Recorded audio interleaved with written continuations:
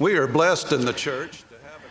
Dans l'Église, nous avons la bénédiction d'avoir un grand nombre de cantiques qui nous aident à adorer Dieu par le chant dans nos réunions de l'Église. Les cantiques favorisent la présence de l'Esprit du Seigneur, créent une atmosphère de recueillement, unissent les membres et nous offrent un moyen d'adresser des louanges au Seigneur. C'est dans les cantiques que l'on trouve quelques-uns des plus grands sermons. Juste quelques mois après l'organisation de l'Église, Joseph Smith, le prophète, a reçu une révélation pour sa femme, Emma. Le Seigneur lui a demandé de faire, selon l'inspiration qui lui serait accordée, un recueil de cantiques sacrés pour l'usage de son Église, chose qui lui était agréable. Emma Smith a réalisé une collection de cantiques qui ont été publiés pour la première fois dans ce recueil de cantiques de Kirtland en 1836. Ce mince livret ne comportait que 90 chants. Un grand nombre d'entre eux étaient des cantiques d'églises protestantes. 26 d'entre eux ont été composés par William Phelps, qui a par la suite préparé et imprimé le recueil de cantiques. Seules les paroles étaient écrites. Aucune partition musicale n'accompagnait les textes. Cet humble petit recueil de cantiques s'est avéré être une grande bénédiction pour les premiers membres de l'Église. L'édition la plus récente de notre recueil de cantiques en anglais a été publiée en 1985. Un grand nombre des chants qu'Emma a sélectionnés tant d'années auparavant sont toujours inclus dans notre recueil de cantiques. Par exemple, « Je sais qu'il vit mon Rédempteur » et « Quel fondement ferme ». Un des nouveaux chants publiés dans le recueil de 1985 est « Ô sois humble ». Ce cantique paisible a été écrit par Gretchen Terburg Rowley, qui est décédée l'année dernière. Elle s'est jointe à l'Église à Hawaï, où elle était enseignante. Elle a œuvré au sein du Comité général de la musique et a aidé à adapter les cantiques dans de nombreuses langues. Elle a basé son texte pour « Ô sois humble » sur 2 versets d'Écriture, Doctrine et Alliance, section 112, verset 10, et Éther, chapitre 12, verset 27. Le verset d'Éther dit « Et si les hommes viennent à moi, je leur montrerai leur faiblesse. Je donne aux hommes de la faiblesse afin qu'ils soient humbles. Car s'ils s'humilient devant moi et ont foi en moi, alors je rendrai fortes pour eux les choses qui sont faibles. » Comme tous les cantiques de l'Église, « Ô sois humble » enseigne des vérités pures et simples. Il nous enseigne que si nous nous humilions, nos prières recevront une réponse. Nous aurons l'esprit en paix, nous servirons plus efficacement dans nos appels, et que, si nous restons fidèles, nous retournerons un jour dans la présence de notre Père céleste. Le Sauveur a enseigné à ses disciples qu'ils devaient devenir humbles comme un petit enfant pour entrer dans le royaume des cieux. Quand nous élevons nos enfants, nous devons les aider à rester humbles quand ils deviennent adultes. Nous ne le faisons pas en les brisant par notre rudesse ou par une sévérité excessive dans la discipline. Tout en édifiant leur confiance en eux et leur estime de soi, nous devons leur enseigner l'altruisme, la bonté, l'obéissance, l'absence d'orgueil, la politesse et la modestie. Nous devons leur apprendre à se réjouir de la réussite de leurs frères et sœurs et de leurs amis. Howard Hunter a enseigné que nous devons souhaiter sincèrement la réussite des autres. S'ils ne le font pas, ils peuvent devenir obsédés par leur réussite personnelle, vouloir évincer les autres et éprouver de la jalousie et du ressentiment quand leurs camarades réussissent. Je suis reconnaissant à ma mère, qui, quand elle me voyait devenir trop imbu de ma personne, disait « Mon fils, un peu d'humilité maintenant te ferait du bien longtemps. » Mais l'humilité n'est pas une chose à enseigner aux enfants seulement. Nous devons tous nous efforcer de devenir plus humbles. L'humilité est essentielle pour obtenir les bénédictions de l'Évangile. L'humilité nous donne la capacité d'avoir le cœur brisé quand nous péchons ou faisons des erreurs et nous permet de nous repentir. L'humilité nous permet d'être de meilleurs parents, de meilleurs fils et filles, de meilleurs maris et femmes, de meilleurs voisins et amis. L'orgueil, lui, est inutile et peut anéantir les relations familiales, briser les mariages et détruire les amitiés. Il est particulièrement important de vous souvenir de l'humilité quand vous sentez s'élever des querelles dans votre foyer. Pensez à tout le chagrin que vous pouvez éviter en ayant l'humilité de dire « Je te demande pardon, c'était irréfléchi de ma part. » Qu'aimerais-tu faire? Je ne le pensais pas.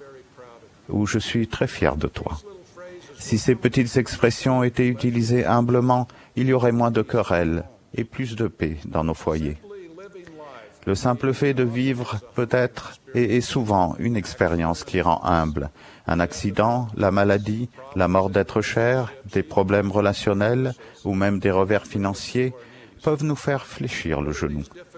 Que ces expériences difficiles résultent de nos mauvaises décisions et de notre manque de jugement, ou qu'elles ne nous soient pas imputables, elles nous rendent humbles. Si nous choisissons d'être réceptifs à l'esprit et restons humbles et ouverts aux enseignements, nos prières deviendront plus ferventes et notre foi et notre témoignage grandiront à mesure que nous surmonterons les tribulations de l'existence ici-bas. Nous aspirons tous à l'exaltation, mais avant que cela puisse arriver, nous devons persévérer dans ce que l'on a appelé la vallée de l'humilité. Il y a de nombreuses années, notre fils Eric, alors âgé de 15 ans, a été gravement blessé à la tête. Le voir dans le coma pendant plus d'une semaine nous a brisé le cœur. Les médecins nous ont dit qu'ils n'étaient pas certains de l'issue. Comme on peut le penser, nous avons été ravis quand il a commencé à reprendre conscience. Nous pensions alors que tout irait bien, mais nous nous trompions. Quand il s'est réveillé, il ne pouvait ni marcher, ni parler, ni manger tout seul. Pire encore, il n'avait plus de mémoire à court terme. Il se souvenait de presque tout ce qui était antérieur à l'accident, mais il lui était impossible de se souvenir de ce qui s'était passé ensuite, même de ce qui se passait quelques minutes auparavant. Pendant quelque temps, nous nous sommes inquiétés d'avoir un fils enfermé dans l'esprit d'un jeune de 15 ans. Avant l'accident, notre fils avait beaucoup de facilité. Il était sportif, avait beaucoup d'amis et avait de très bons résultats à l'école. Avant, son avenir semblait brillant. À présent, nous craignons qu'il n'ait plus beaucoup d'avenir, ou en tout cas qu'il s'en souvienne. À présent, il menait un combat pour réapprendre les gestes de base. Cela était une période très éprouvante pour lui, très éprouvante pour ses parents aussi. Honnêtement, nous nous demandions comment une telle chose pouvait arriver. Nous nous étions toujours efforcés de bien agir. Vivre l'Évangile avait été une grande priorité pour notre famille. Nous n'arrivions pas à comprendre comment quelque chose de si douloureux pouvait nous arriver. Nous nous sommes mis à genoux dès que nous avons appris que sa rééducation prendrait des mois, voire des années. Cela était encore plus difficile quand nous nous sommes rendus compte, peu à peu, qu'il ne serait pas comme il était auparavant. Pendant ce temps, nous avons versé beaucoup de larmes et nos prières sont devenues encore plus ferventes et plus sincères. Par les yeux de l'humilité, nous avons peu à peu commencé à voir les petits miracles dont notre fils a bénéficié pendant cette période douloureuse. Il a commencé peu à peu à progresser. Il avait une attitude et une perspective très positives. Aujourd'hui, notre fils Eric est marié à une femme merveilleuse et ils ont 5 beaux enfants. Il est passionné par son métier d'enseignant. Il apporte beaucoup à sa ville et à l'Église. Et surtout, il a conservé l'esprit d'humilité qu'il a acquis il y a longtemps. Mais que se passerait-il si nous pouvions être humbles avant de traverser cette vallée de l'humilité? Alma a dit, « Bénissons ceux qui s'humilient sans être forcés d'être humbles. » Oui, ils sont beaucoup plus bénis que ceux qui sont forcés d'être humbles. Je suis reconnaissant au prophète qui nous a enseigné la valeur de cette grande vertu. Spencer Kimball, 12e président de l'Église, a dit « Comment devient-on humble ?» À mon avis, on ne doit jamais oublier sa dépendance. La dépendance vis-à-vis de qui? Du Seigneur. Comment ne pas l'oublier? Par la prière sincère, constante, pleine d'adoration et de reconnaissance. Il ne devrait pas être surprenant que le cantique préféré du président Kimball ait été « Oh, j'ai besoin de toi ». Dallin Oaks a dit que c'était le cantique d'ouverture le plus souvent chanté par les frères dans le temple pendant les premières années de son service au sein du Collège des 12. Imaginez l'impact spirituel d'une poignée de serviteurs du Seigneur chantant ce cantique avant de prier pour qu'il les guide dans l'accomplissement de leurs grandes responsabilités.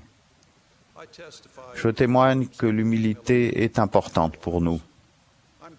Je suis aussi reconnaissant aux personnes qui, comme Gritch Rowley, ont écrit des paroles et de la musique inspirante qui nous aide à apprendre la doctrine de l'Évangile de Jésus-Christ qui inclut l'humilité.